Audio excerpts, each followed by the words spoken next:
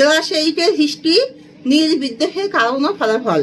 তোমরা সবাই মন দিয়ে শোনো আর লেখো, আর সবাই লাইক এন্ড সাবস্ক্রাইবটা দিয়ে দাও। ক্লাস 8-এর হিস্ট্রি, নীল বিদ্রোহের কারণ ও ফলাফল।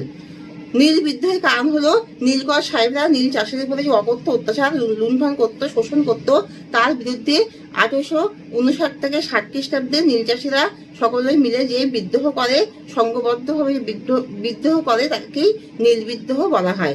বাংলা ইতিহাসে সকল চাষিরা একত্রিত হয়ে এবং বারাসাত, বীরভূম, বাংলার সকল চাষিরা মিলিত হয়ে যে ক্ষোভ প্রকাশ করে, তাকেই নীল বিদ্রোহ নামে আখ্যা দেওয়া হয়েছে।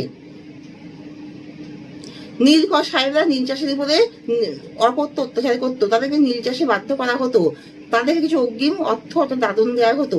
এই দাদন নিয়ে তারা যদি নীল চাষ না করতো, তাদের উপর অকথ্য অত্যাচার হতো। প্রথম থেকে চাষিরা দাদনের লোভে নীল চাষ করতে শিক্ষিত হলেও পরে যখন তারা লোকসানগুলি দেখে, অর্থাৎ তাদেরকে অল্প অর্থে বেশি কাজ করানো হয় এবং যেখানে তারা নীল চাষ করবে সেসব জায়গা অনুর্বর হয়ে যায়, সেখানে পরে তারা ধান চাষ অন্য কোনো ফলন ফলাতে পারে না, ফলে তাদের লোকসান হয়ে যায়, তারা ঠিক মতন অর্থ পায় না।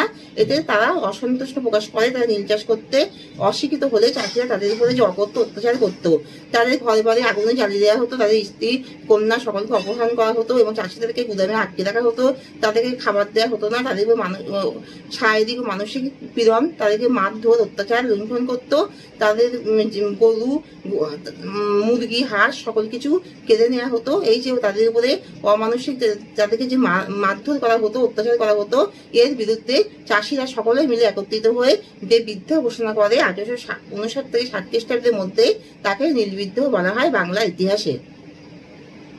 এবং হরিশচন্দ্র, শিশির কুমার ঘোষ, হরিশচন্দ্র মুখোপাধ্যায় আর দীনবন্ধু মিত্র তার নীল দর্পণে চাষিদের প্রতি নীলকর সাহেবদের অকথ্য অত্যাচারের ঘটনা তুলে ধরেছেন। মধুসূদন দত্ত এবং বাংলার কিছু বুদ্ধিজীবীরাও এর প্রতিবাদ করে এবং চাষিরা এর নেতৃত্বে একত্রিত হয়ে সংঘবদ্ধভাবে আন্দোলন করে, তাকেই বাংলা ইতিহাসে নীল বিদ্রোহ বলা হয়।